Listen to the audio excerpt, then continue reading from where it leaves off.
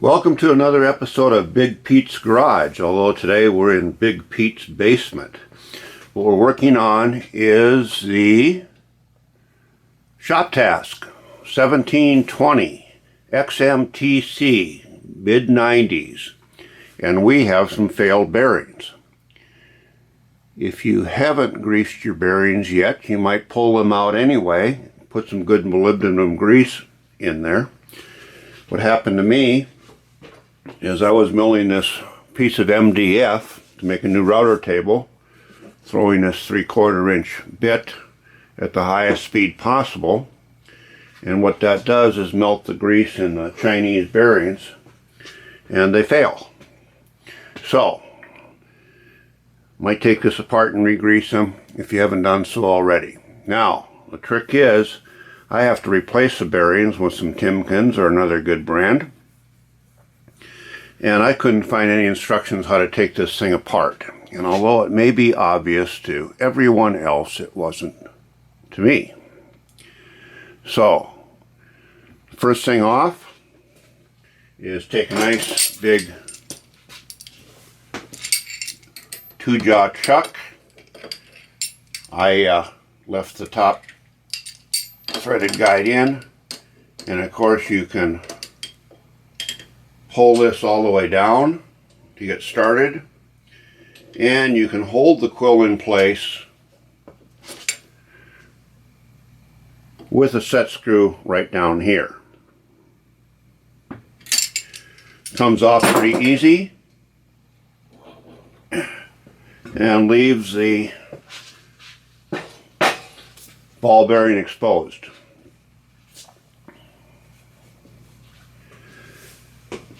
This comes off with 4 Allen wrench type screws.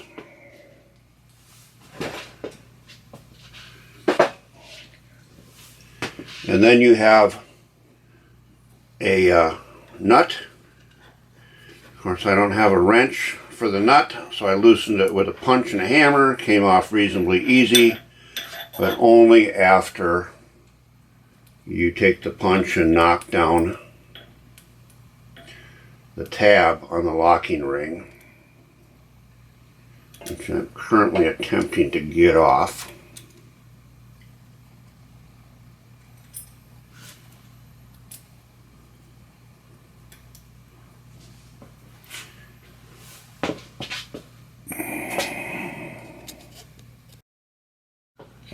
Okay, got the little lock ring off with tabs on it.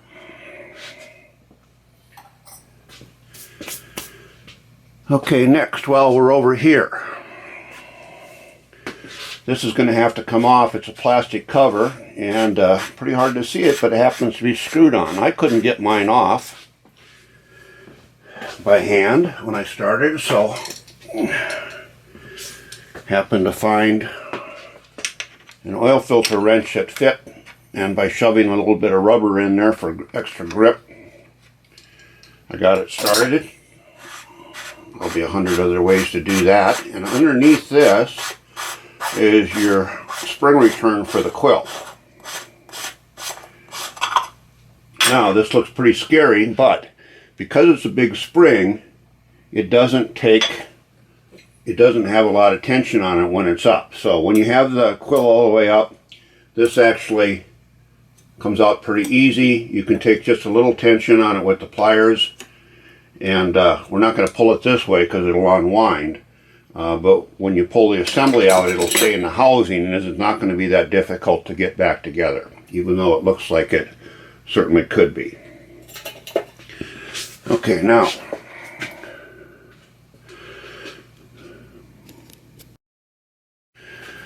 I'm going to switch over to this side, and the trick here is to know that this whole assembly comes out of the housing as a piece, because there is a set screw right underneath here, right underneath the arm. I don't know if you can see.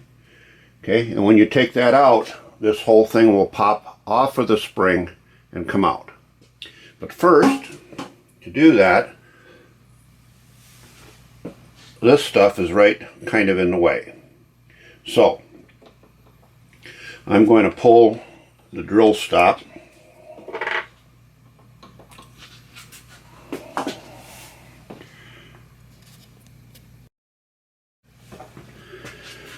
Okay, there we go. I loosened the Allen wrench holding that on right over here.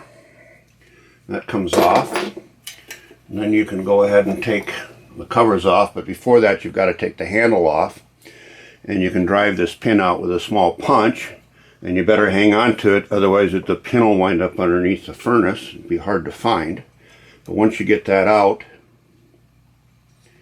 this should come off. If it doesn't come off, I happen to use a little battery post type puller. It fit right on there, and I was able to get this off.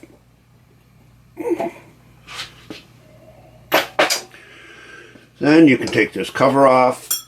Oop. Lost my little pointer down there. And you can pull the CNC gear. And then you can pull this plate. Take these 4 big bolts out. It's pinned on snugly, which is nice. And now, if you reach under here with your little screwdriver and pull this set screw out, like so, and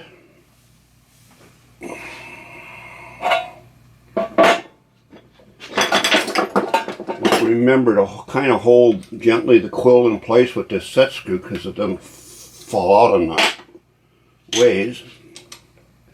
And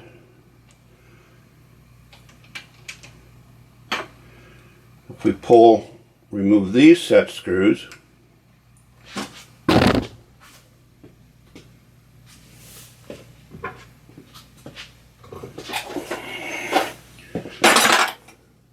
and I'll show you why this has to come off.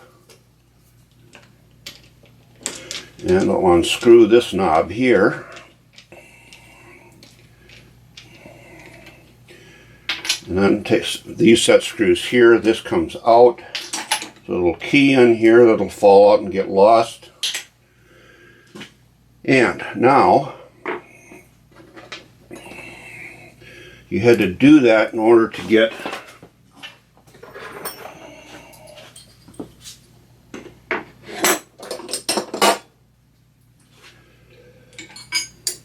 these screws out right here.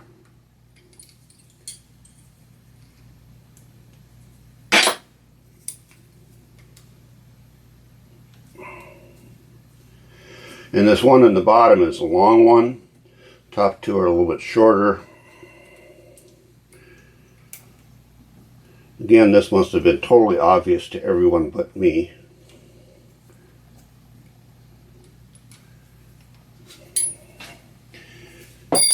Okay, so this set screw down on the bottom is out. So now this should just pull out. And what I did is I pulled it out of the spring on the other side. And as I put it back in, I'll keep this up, slide it in, and as I get over there before I push the spring out, it goes boing. I will take a pliers and put a little bit of tension on it, just a turn or so, and put it back in this slot.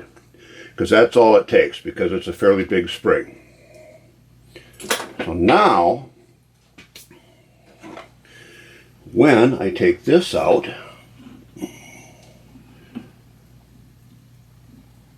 enough so it gets out of the slot, disengages from the slot right here, out comes the quill. So now I can take this apart, put this in a press or pullers, and get these 2 bearings out of the way.